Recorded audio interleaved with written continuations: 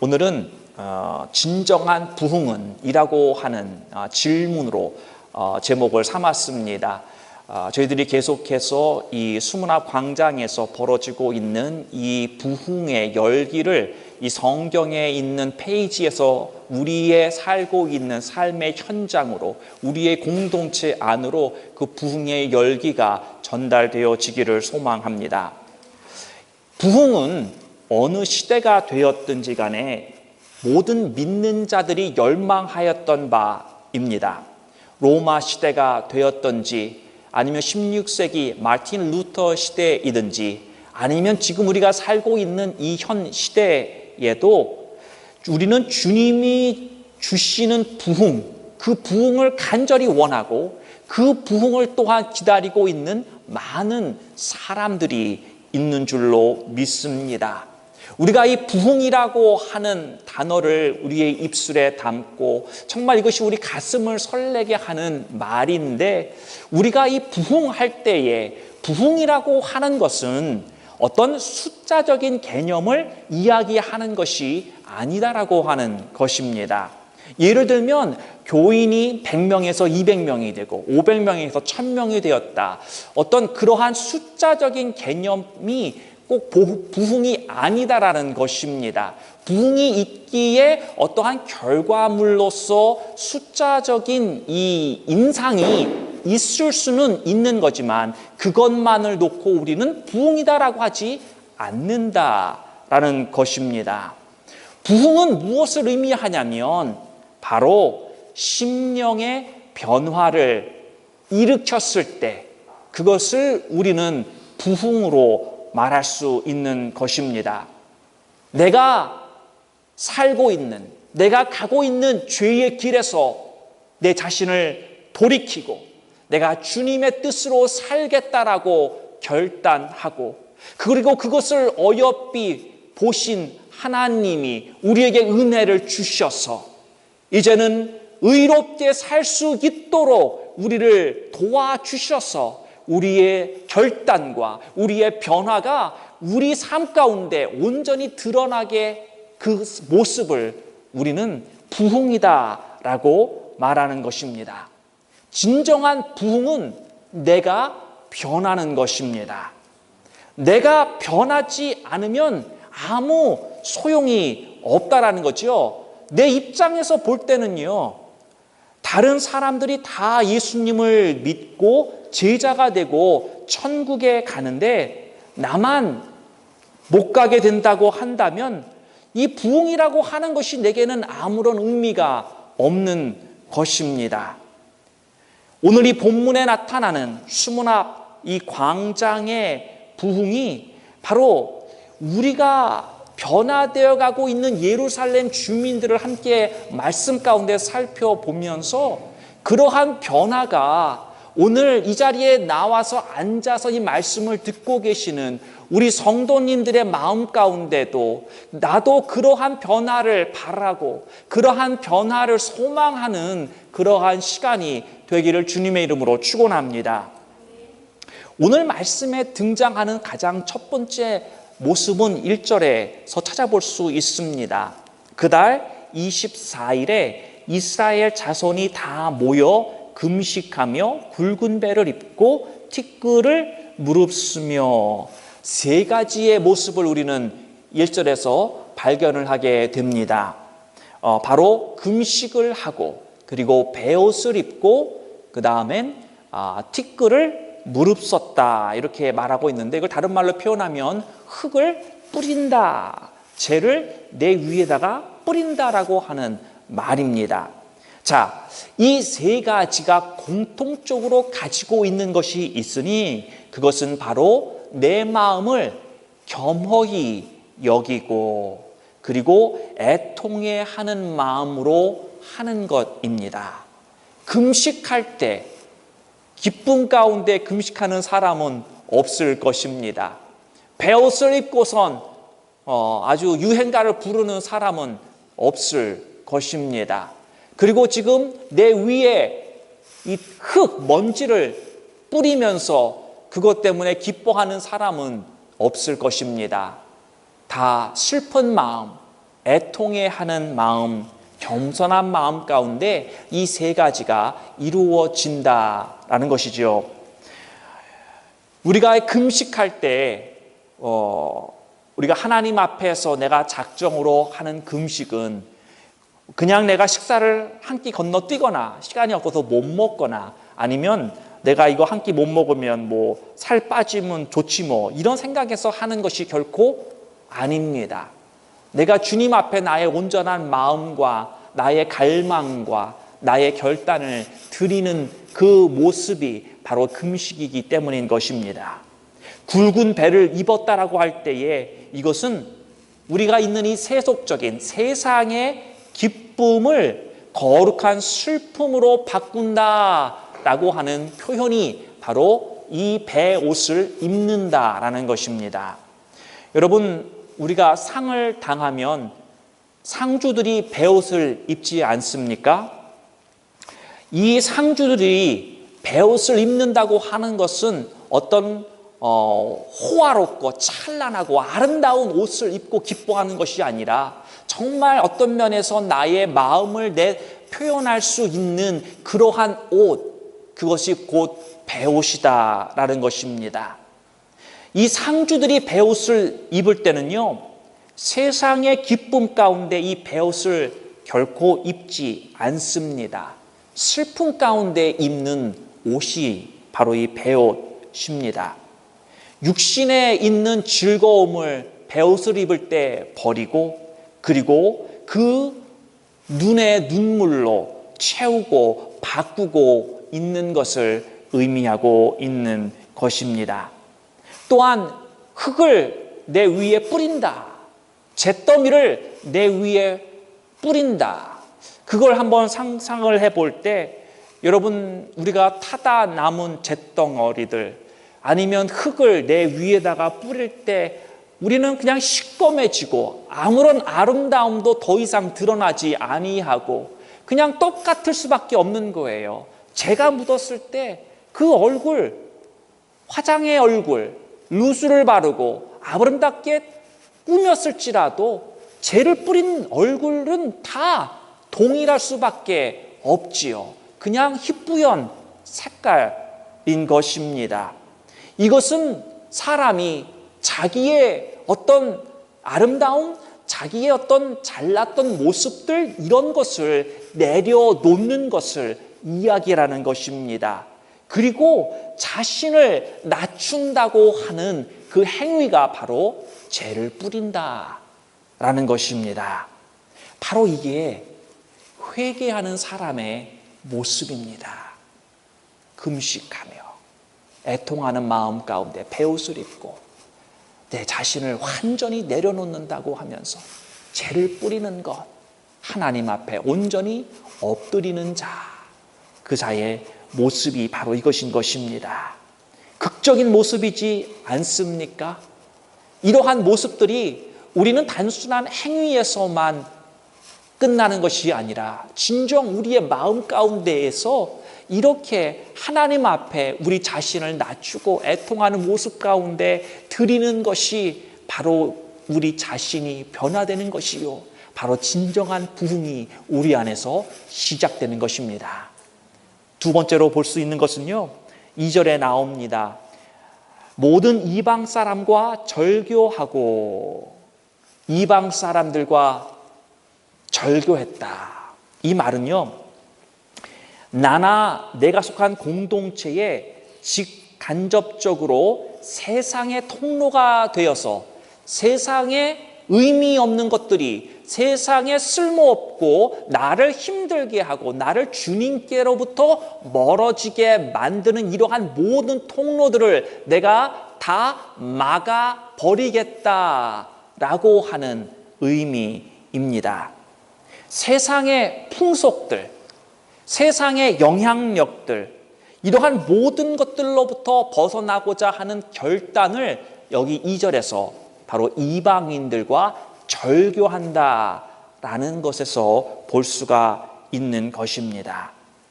나로 하여금 죄를 짓게 만드는 사람들, 친구들, 이런 모든 것들로부터 내 자신을 격리하고 분리시키겠다라는 말씀입니다. 뭐 예를 들면 이런 거 있지 않겠습니까?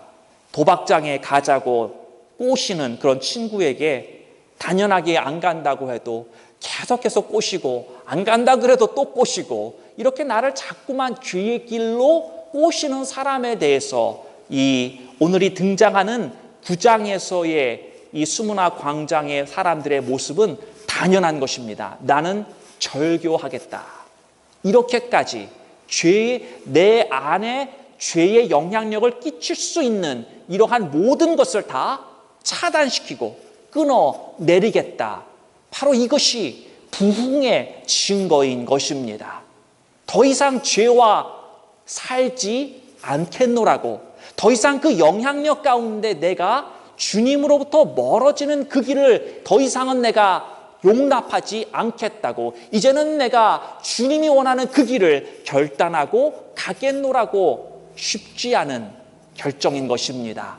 이때까지 알아왔었던 사람들, 지나다니면서 얼굴도 알고 어쩌면 이웃이었던 이러한 이방의 사람들, 같이 살고 있었던 이 사람들을 향해서 더 이상 내가 알지 않겠노라고, 아는 척하지 않겠노라고 하는 이러한 결단이 얼마나 힘든 결단이겠습니까? 그러나 부흥에서 볼 수 있는 것은 바로 이런 죄의 모습에 대한 단호한 모습이었다라는 거지요. 이 절교는요, 사람만이 아니라 실은 우리로 하여금 죄를 짓게 만드는 모든 것을 실은 다 포함하고 있는 것입니다.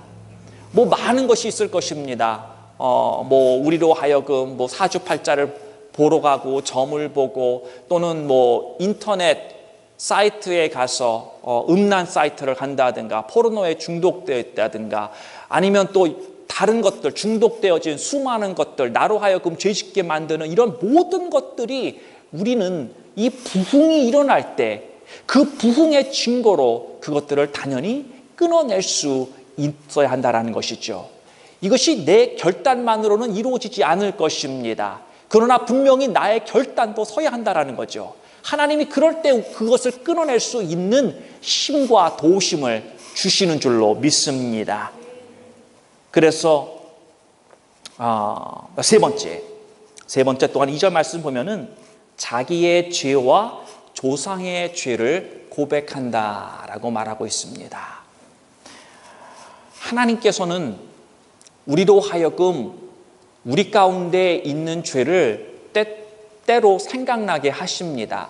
내가 한 주간에 지은 죄, 아니면 옛날에 내가 지었던 죄 잊어버리고 있었지만 어느 순간인가 내가 기도할 때에, 아니면 말씀을 통하여서, 아니면 다른 사람과의 대화 가운데서 생각나게 하시는 그런 죄들이 있습니다. 그러한 나의 삶 가운데 있었던 아직 주 앞에 회개하지 않았던 죄들, 회개했을지라도 또다시 지었다고 한다면 다시 또 회개해야 되는 그러한 죄들을 우리는 주님 앞에 고해할 수 있어야 된다라는 것입니다. 우리가 마음속으로도 짓는 죄가 얼마나 많이 있습니까? 겉으로는 꾹 참지만 속으로는 나만이 알고 하나님만 알고 계시는 그러한 죄들도 있지 않습니까?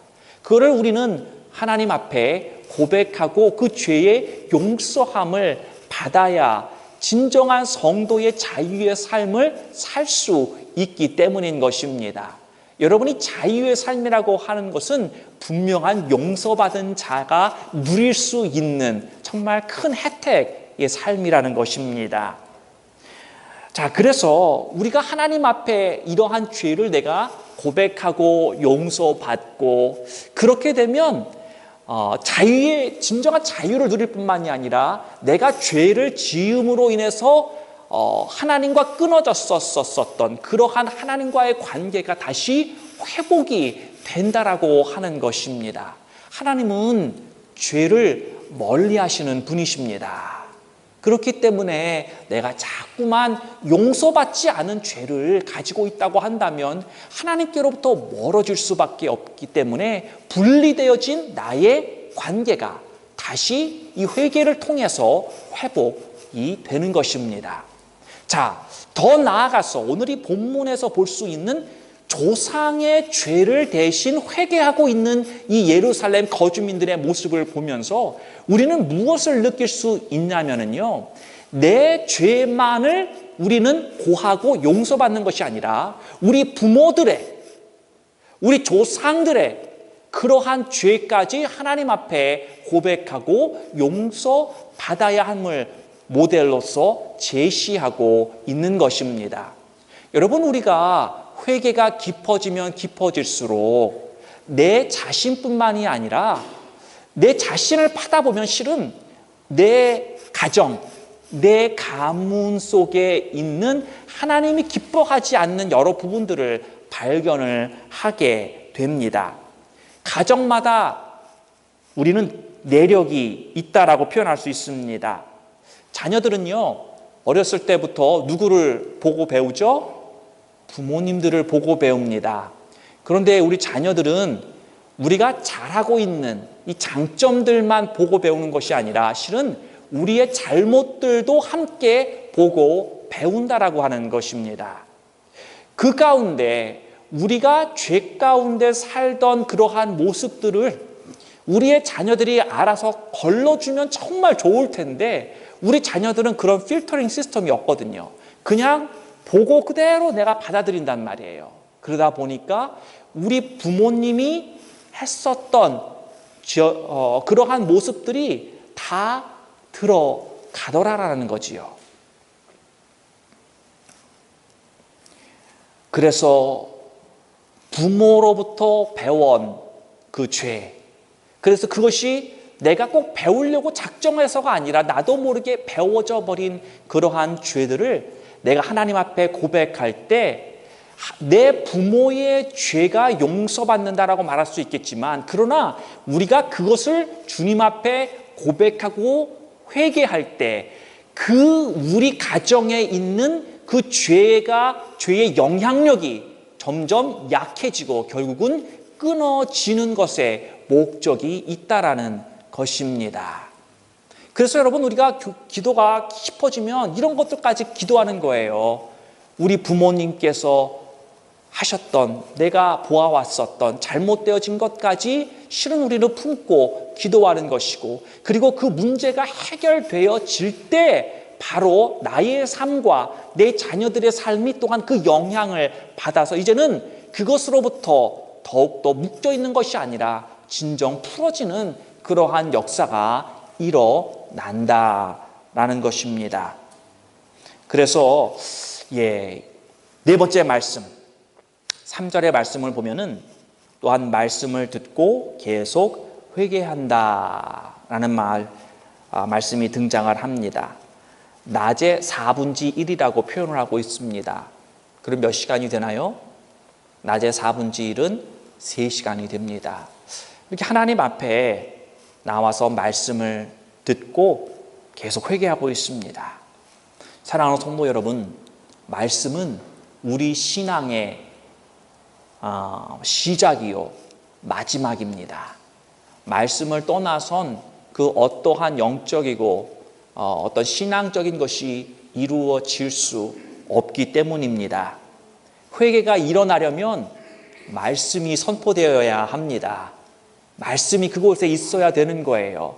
말씀이 없으면 내가 회개를 해야 되는지 안 해야 되는지 그것도 모르기 때문인 것이지요.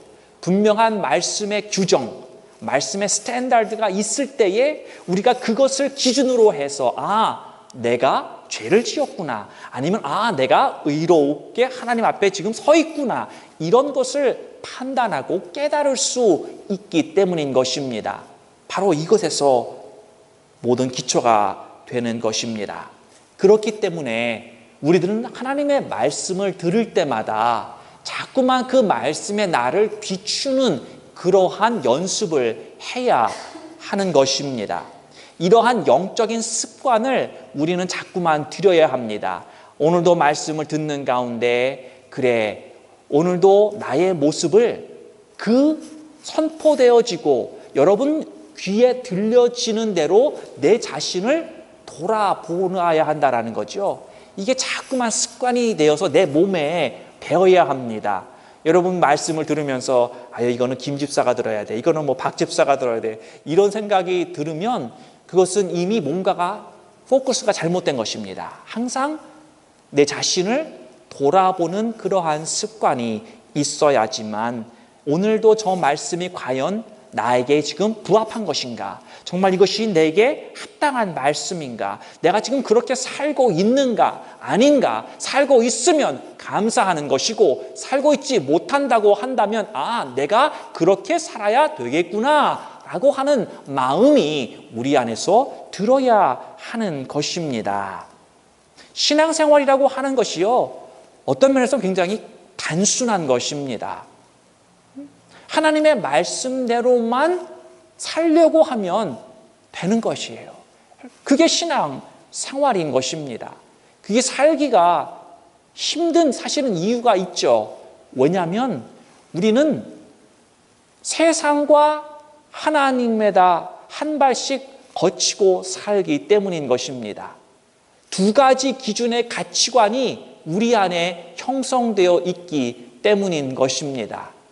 그래서 우리는 중간에 힘든 거예요. 하나님의 말씀대로 살아야 되는 건 아는데, 그러나 또 다른 가치관이 내 안에 있어서 자꾸만 그 세상에서의 가치관이 하나님의 말씀과 부닥치고, 그래서 하나님의 말씀이 이기면 신앙의 기쁨이 참 있고, 그러나 또 반대로 빼앗기는 그러한 모습도 있다라는 것입니다. 사랑하는 성도 여러분, 여러분들이 말씀을 접할 때마다 자꾸만 그 말씀에 내 자신을 비출 줄 아는 그러한 습관을 몸에 들이시기를 주님의 이름으로 축원합니다. 마지막으로 3절 뒷부분은 회개하며 경배하다, 우리가 이렇게 줄여서 표현할 수 있습니다. 회개하며 하나님 앞에 경배하다. 이 하나님 앞에 경배하다라고 하는 말은 예배드리다라는 말과도 동일한 말입니다. 예배는 겸손한 마음에서 드릴 때 진정한 예배가 드려지는 것입니다. 하나님 앞에서 내가 피조물이라고 하는 사실을 깨닫고 하나님 앞에 낮고 낮은 이 마음을 가지고 나와 내가 주님 앞에 올려드리는 이 예배가 하나님께서 받으시는 예배인 것입니다. 더군다나 내가 지금 회개하는 가운데 있다고 한다면 내 자신이 얼마나 추악하고 내 자신이 얼마나 연약한 존재이고 내 자신이 얼마나 보잘것없는지를 깨닫는 그 시간에 내가 하나님 앞에 엎드려 경배와 예배를 드린다고 하는 것은 정말 교만한 마음이 한 톨이라도 생길 수가 없는 상황일 것입니다. 완악한 마음이 있는 자는 하나님 앞에 엎드리지 않고 고개를 오히려 꼿꼿이 들고 있는 것을 우리는 발견하게 됩니다. 우리는 은혜를 받으면 받을수록 우리는 부드러워집니다. 우리는 자꾸만 숙여집니다. 고개에 들어갔던 힘이 점점 빠지고 점점 그 마음이 포근해지고 무엇도 수용할 수 있는, 받아들일 수 있는 그러한 마음으로 변해가는 것입니다. 우리의 삶이 예배가 되어야 한다는 것 너무나도 잘 알고 있는 사실입니다. 내가 죄인인 것을 깨달을수록 겸손하게 예배의 삶을 살 수 있는 것입니다. 사랑하는 성도 여러분, 회개하면 할수록 의인의 예배가 되는 거고 하나님께서 기뻐 받으시는 거룩한 산제사가 되는 것입니다. 역대하 7장 14절에 보면 이러한 말씀이 있습니다. 내 이름으로 일컫는 내 백성들이 그 악한 길에서 떠나 스스로 겸비하고 기도하며 내 얼굴을 구하면 내가 하늘에서 듣고 그들을 사하고 그 땅을 고칠지라. 이런 말씀이 있습니다.